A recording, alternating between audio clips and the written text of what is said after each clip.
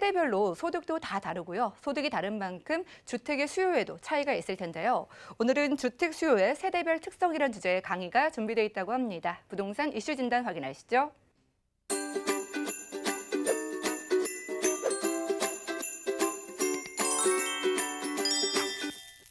네, 공급을 하는 입장, 특히 이제 투자를 하시는 분들은 대부분 공급의 입장이죠. 공급을 해서 또는 뭐 자가 거주할 수 있겠지만 투자 목적으로 한다면은 아무래도 공급 측의 입장에서 주택 수요, 주택을 정말로 필요로 하는 사람들의 그 세대가 정말로 청년층이냐, 노년층이냐, 중장년층이냐에 따라 또 달라집니다. 그렇기 때문에 이런 부분을 꼼꼼히 따지지 않으면 그 지역의 실제적인 임대 수준 또는 임대료 또 임대 기준가 뭐 이런 것들을 정확히 파악을 못할 수 있습니다. 그렇기 때문에 실제적으로 세대별로 어느 정도 특성이 있는지를 좀 아셔야 될 필요 있어서 준비를 좀 했고요.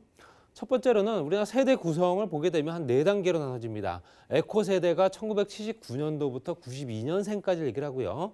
34세 이하, 물론 이제 연령대 기준은 현재 2012년도 기준이기 때문에 조금 더 높겠죠. 1차 베이비붐 세대의 자녀 세대고요. 실제 자가 보유율이 30%에서 40%대밖에 안 되는 정말로 앞으로 향후에 집을 필요로 하는 사람들이죠. 그리고 신혼부부나 아니면 사회초년생들이 대부분이다 이렇게 보시면 될 것 같고요. 그 중간 세대가 62년생부터 78년생까지 그러면 이제 대충 나이가 나올 겁니다. 그러면 실제적으로 현재 그 연령대는 중간 세대, 에코 세대와 베이비붐 세대의 딱 중간에 위치한 세대고요. 현재 핵심 주택 수요 계층으로 간주를 한다라고 들어가 있습니다. 그렇기 때문에 정말로 집이 필요하고 하고 정말로 그 작은 집에서 또 큰 집으로 아니면 지역을 바꿔가면서라도 어쨌든 집이 필요한 핵심 수요 계층이다 보시면 될 것 같고요. 그 다음에 이제 1차 베이비붐 세대죠. 현재 55년생부터 63년생까지를 이루고요.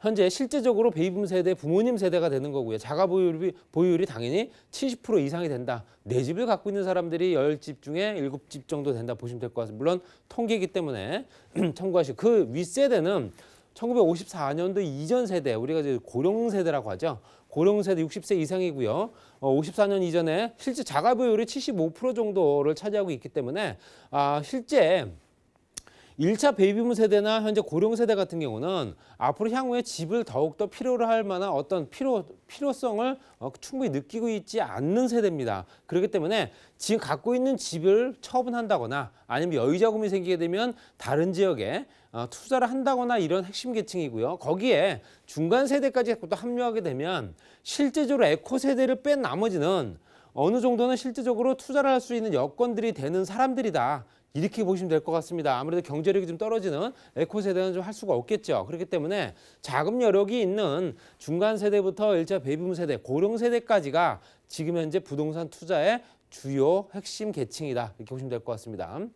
세대 특성별 소득 및 자가 보유를 봤을 때도 전국적으로 또는 수도권 또 광역시 도지역을 나눴습니다. 고령 세대 같은 경우는 전국적으로 봤을 때 수도권 지역, 지금 현재 그래프를 보시게 되면 수도권 지역의 현재 소득 수준이 굉장히 높은 걸 보실 수 있고요. 그리고 중간 이 광역시나 도지역으로 옮겨가면서 소득 수준이 많이 떨어진 걸 보실 수 있습니다. 그 그래프는 거의 비슷하다 보시면 될 것 같고요. 중요한 건 에코 세대는 거의 차이가 없다. 아무래도 소득 수준 차이가 크게 나지 않기 때문에 그렇다 이렇게 보시면 될 것 같고요. 자가 보유율, 실제적으로 집을 갖고 있는 사람들의 소득 수준이 얼마가 되느냐도 굉장히 중요합니다. 실제적으로 에코 세대, 중간 세대, 베이비붐, 그리고 고령 세대까지 봤을 때 자가 보유율은 현재 73%대까지 올라가죠. 당연히 나이가 들고 또 현재 그 세대가 거듭함으로써 아무튼 자가 보유율, 실제 집을 갖고 있는 사람들 비중이 높아지지만 소득은 현재 베이비붐 세대를 정점으로 해서 고령 세대까지 월소득은 줄어든다. 당연히 이 중간에 있는 떨어지는 이 세대를 메꿀 수 있는 방법은 수익형 부동산을 찾을 수밖에 없습니다. 당연히 소득 수준이 떨어지고 일자리도 잃고 실제적으로 할 수 있는 방법이 없기 때문에 뭐 창업을 한다거나 이런 것도 쉽지가 않기 때문에 부동산 투자를 해서 고정적인 월 수익을 원하는 수익형 부동산을 찾는 세대가 바로 베이비붐 세대부터 고령 세대까지가 위치한다 이렇게 보시면 될 것 같습니다. 앞으로도 이 세대가 반복이 되고 거듭되면서 에코 세대가 당연히 현재 고령 세대가 될 수가 있겠죠. 그렇게 된다 하면 똑같은 그래프 형태로 나타나지 않을까라고 말씀드리고 싶고요. 당연히 소득이 없는 사람들 같은 경우는 월소득을 바라고 상가를 산다거나 아니면 수익형 부동산에 투자를 해서 월소득을 바라본다거나 이런 형태로 갈 수밖에 없다. 이렇게 말씀드리고 싶습니다. 그 장래 인구수 또는 가구수 요즘에 많이 얘기 나옵니다. 뭐 저도 몇 번 말씀드렸지만 인구가 감소되기 시작하는 시점이 2030년도. 그리고 실제로 인구가 현재 쭉 그래프가 우상향으로 올라갔다가 30년대부터 꺾이면서 인구가 줄어들지만 가구 수는 완만하게 계속 늘어나고 있다. 이렇게 보시면 될 것 같습니다. 세대가 분리가 됐기 때문에 1, 2인 가구, 특히 1인 가구가 더욱더 많이 늘어나면서 그 현재 형성되고 있는 가구 수는 더욱더 많이 늘어난다 보셔야 되고요. 이 그래프에서 보시더라도 현재 인구 증가율 같은 경우는 2030년대 되게 되면 0.52%, 오히려 인구가 줄어들고 있는 상황이고요. 그렇지만 가구 수는 2030년도가 되면 2.5%대까지, 2030년도 되면 3.73%대까지 올라간다고 보실 수 있고요. 이 그래프는 계속 지속적으로 우상향으로 높아질 가능성이 크다. 이렇게 보시면 될 것 같습니다. 평균 가구원 수, 현재 그 가구를 이루고 있는 가구원이 몇 명이 되는가 봤더니 2007년도부터 2035년도까지 쭉 보게 되면 거의 절반 정도 수는 떨어집니다. 3.77명에서 2.17명으로. 현재 기준 현재 19년도도 2.42명 정도 됩니다. 내년 되게 되면 2.32명 정도 되고요. 거의 3명이 안 된다. 가족 구성원 자체가 현재 거의 3명이 안 되는 구성원이 현재 이루어지고 있다. 이렇게 보시면 될 것 같습니다. 그리고 연령대별로 했을 때 현재 가구 수도 실제적으로 말씀드렸던 핵심 수요 계층 35세부터 54세까지 주택이 필요한 사람들, 이 사람들의 비중이 현재 해가 갈수록 줄어들고 있는 걸 보실 수 있기 때문에 여러 가지 형태로 봤을 때 물론 고령세대 늘어나고요. 현재 에코세대라든가 그 아래 세대들, 청년층이라든가 아니면은 현재 청소년들, 우리가 좀 저출산 때문에 문제가 생기는 부분이 다 이렇지 않는가 이렇게 말씀드리고 싶고요. 연령별 가구수 변동이나 가구원 수를 보시더라도 실제적으로 연령대별 가구수 증감분 단위가 이제 만 가구 단위입니다. 그랬을 때 지금 현재 그래프가 우상향으로 잘 보이시지는 않겠지만 보시게 되면 그래프가 굉장히 큰 폭으로 높아지고 있는 것들은 대부분 65세 이상입니다.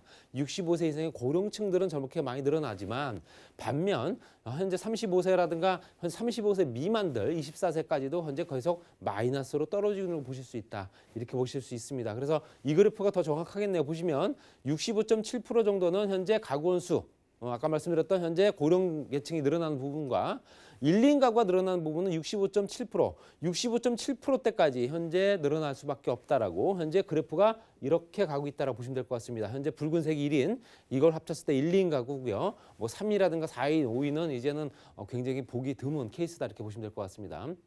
자산 유형 중에 주택 비중이 얼마가 되는가 봤을 때 당연컨대 뭐 고령 세대가 많죠. 고령 세대 비중이 푸른 색깔입니다. 푸른 색깔의 비중이 높을 수밖에 없고요. 집을 갖고 있는 사람들이 그만큼 많을 수밖에 없다는 얘기죠. 당연히 에코 세대 같은 경우는 금융 자산이 거의 절반 정도를 차지하고 있고요. 중간 세대나 베이비붐 세대 같은 경우도 거의 70%대가 이제 실물 자산으로 들어간다. 그러니까 나이가 들어가면 들어갈수록 금융 자산보다는 부동산 쪽으로 현재 많이 치우친다 이렇게 보셔야 되고요. 실제적으로 아까 말씀드렸던 에코 세대나 주택 비중 보시더라도 전체적으로 자산 보유 가구 비중 중에서 부동산 자산을 보유하고 있는 사람과 부동산 자산을 실제로 보유하고서 거주하는 사람이 있겠죠. 거주하는 비중은 당연히 높아집니다. 연령대가 높아질수록 높아지고요. 당연히 젊은 세대부터 중간 세대, 베이비 세대, 고령 세대까지 봤을 때도 실제적으로는 현재 보유하고 있는 주택을 내가 거주하는 것보다는 현재 임대를 놓기 위해 조건을 만드는 그런 형태. 아까 말씀드렸던 월 수입을 보장받기 위한 그런 형태로 가고 있다. 이렇게 보시면 될 것 같습니다. 그리고 세대별로 부채, 집을 구입하기 위해서는 부채가 반드시 따라오죠. 그 집을 현금으로 전액 사는 사람들은 거의 드물 겁니다. 그렇기 때문에 에코 세대부터 쭉 봤을 때도 베이비붐 세대와 고령 세대 또는 현재 중간 세대, 지금 현재 베이비붐 세대와 중간 세대 비중이 가장 높을 수밖에 없죠. 소득 수준이 또 현재 경제 활동을 하기 때문에 그만큼 이자 감당이 된다는 얘기고요. 당연히 나이가 들면 들수록 그 비중은 떨어질 수밖에 없다. 여러 가지 형태로 봤을 때 투자를 하시는 요건은 그 지역의 임대 수준과 소득 수준을 꼭 보셔야 됩니다. 그래서 내가 투자를 했을 때 과연 전세 가격, 월세 가격이 얼마가 되는지 높은 지역으로 들어가는 게 가장 안정적인 투자가 아닐까 이렇게 말씀드리면서 정리하겠습니다. 박영신 소장님의 무료 상담 소식입니다. 현 정부의 부동산 정책 살펴보기를 주제로 매주 수요일과 토요일에 진행되오니 자세한 사항은 023153-2668번으로 문의하신 후 참석하시기 바랍니다. 부동산 올인원 시청자 참여 방법입니다. 023153-2668번으로 전화 주시거나 013-3366-0110번으로 상담 원하시는 내용을 문자로 남겨주시기 바랍니다. 방송이 끝난 후에는 서울경제TV 홈페이지와 네이버 TV의 SNTV 부동산 사람들을 통해 시청자 참여가 가능합니다.